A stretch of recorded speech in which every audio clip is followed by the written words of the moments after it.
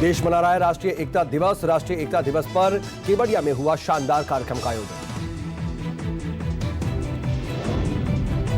केवड़िया में statue of unity के पास रंगारंग कार्यक्रम हुआ। तिरंगे के रंग में रंगे कलाकारों और बच्चों ने प्रस्तुति दी। स्टैच्यू ऑफ यूनिटी पर हुआ परेड का आयोजन। ओलंपिक विजेता हॉकी टीम के कप्तान और बाकी एथलीट परेड में शामिल हुए। मार्शल आर्ट और म्यूजिक बैंड देख करके हर हिंदुस्तानी का सीना गर्व से चौड़ा हो गया। बाइक और साइकिल से परेड करके एकता दिखाई गई। सरदार पटेल की जयंती पर आयोजित कार्यक्रम में शामिल हुए गृह मंत्री अमित शाह। अमित शाह ने सरदार पटेल को पुष्पांजलि अर्पित की। एकता दिवस पर बोले अमित शाह, सदियों में कोई एक सरदार बन पाता है जो सालों तक अलख जगाता है।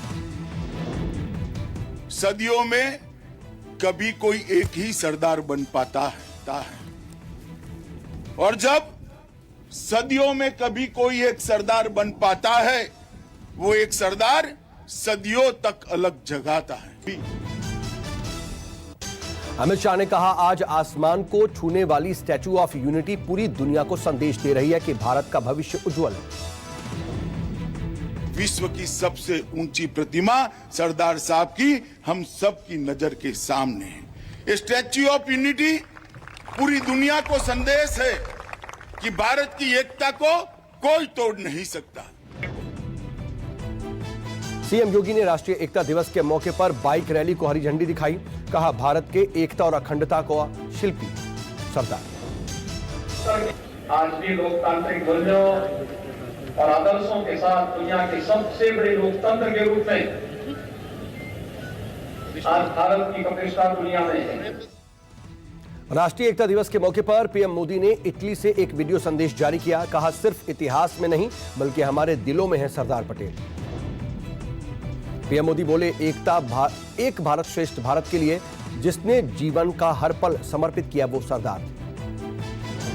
सामाजिक भारत श्रेष्ठ भारत के लिए जीवन का हर पल जिसने समर्पित किया, ऐसे राष्ट्र नायक सरदार वल्लभ भाई पटेल को आज देश अपनी श्रद्धांजलि दे रहा है।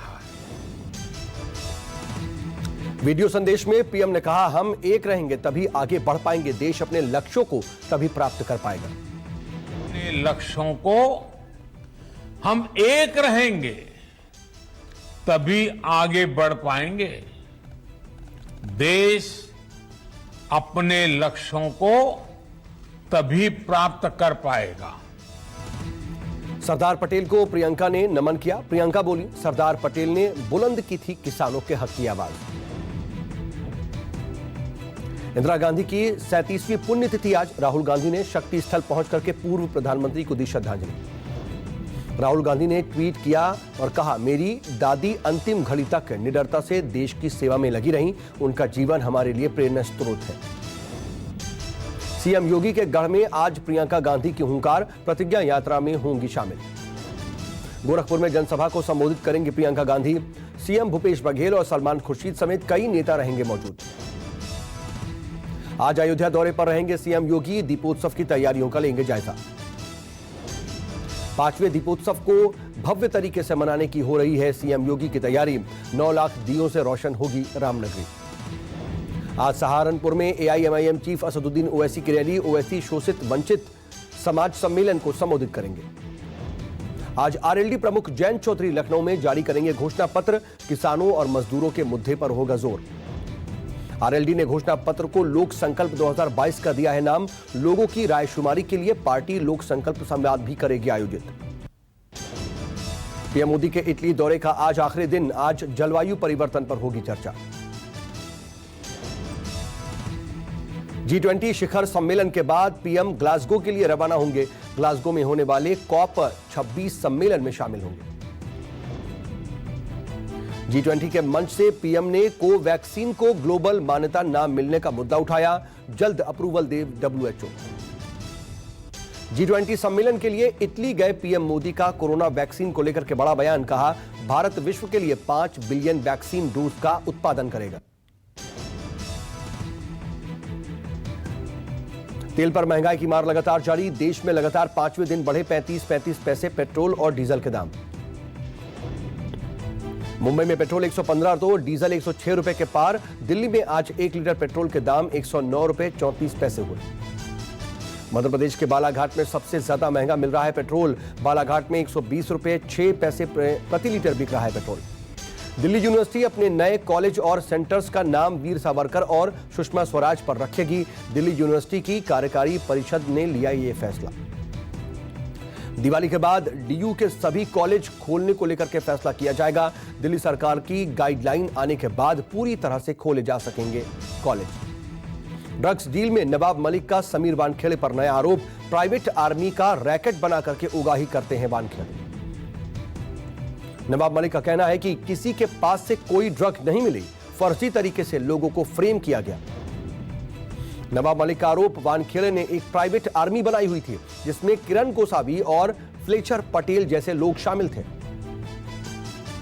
नवाब मलिक ने प्रेस कॉन्फ्रेंस करके कहा, वानखेड़े के लोग घरों में रेड करते थे और उगाही करते थे। राजौरी में एलओसी के पास विस्फोट में 2 जवान शहीद। पेट्रोलिंग के दौरान हुआ ब्लास्ट।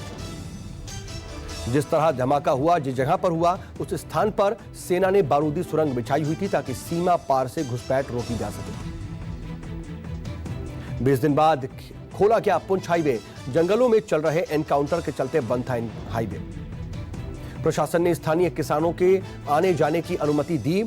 साथ ही निर्देश दिए हैं कि कोई भी संदिग्ध गतिविधि दिखी तो फौरन पुलिस को खबर दी जाए। 11 अक्टूबर से ही जारी है पुंछ में चल रहा है सबसे बड़ा एनकाउंटर। इलाके में संदिग्ध लोगों को भी हिरासत में लिया गया। T20 वर्ल्ड कप में भारत के लिए करो या मरो वाला मैच। भारत और न्यूजीलैंड के बीच होगा मुकाबला। दुबई इंटरनेशनल स्टेडियम में शाम 7:30 बजे से खेला जाएगा मैच। दोनों ही टीमें अपना अपना पहला मैच हार चुकी हैं। भारत न्यूजीलैंड के बीच मैच नॉकआउट का मुकाबला होगा। आज मैच हारने वाली टीम सेमीफाइनल की रेस से बाहर हो जाएगी। न्यूजीलैंड के तेज गेंदबाज ट्रेट बोल्ट ने टीम इंडिया को चेतावनी दी। कहा, टीम इंडिया के खिलाफ वैसी बॉलिंग करूंगा जैसे शाहीन ने की थी। नीरज चोपड़ा को आनंद महिंद्रा ने गाड़ी गिफ्ट की। नीरज चोपड़ा ने फोटो ट्वीट करके कहा, नई कार से जल्द बाहर घूमने के इंतजार में हूं। देहरादून के विकास नगर में खाई में गिरी बस, 11 लोगों की मौत, कई गंभीर घायल। मौके पर रेस्क्यू ऑपरेशन जारी। चश्मदीदों के मुताबिक बस 300 मीटर चली और फिर अनियंत्रित हो गई। पुलिस के मुताबिक हादसे की वजह ओवरलोडिंग हो सकती है। छोटी बस में 25 से ज्यादा लोग सवार थे। भारत में पिछले 24 घंटे में कोरोना वायरस के 12,830 नए मामले, 446 लोगों की मौत हुई।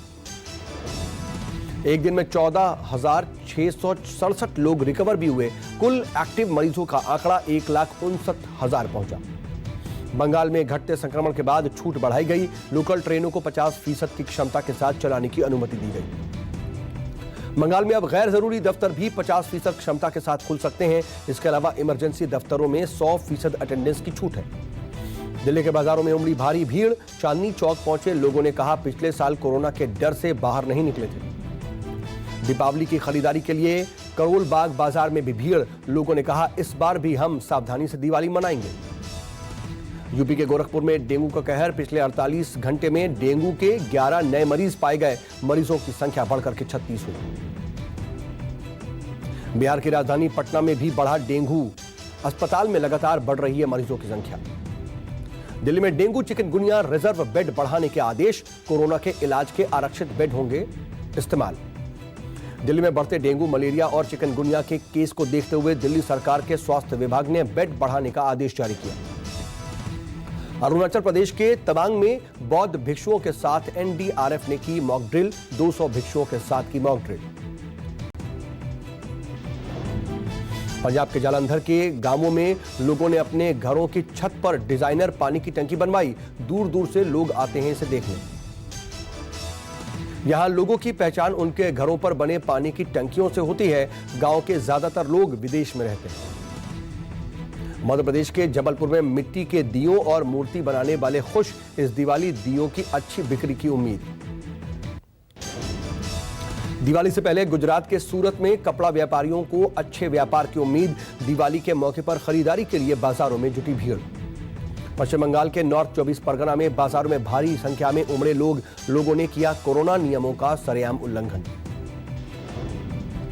जम्मू कश्मीर के बारामूला में भारतीय सेना ने युवाओं के लिए टैलेंट हंट कार्यक्रम का किया आयोजन। युवा ने बढ़ चढ़कर के लिया हिस्सा।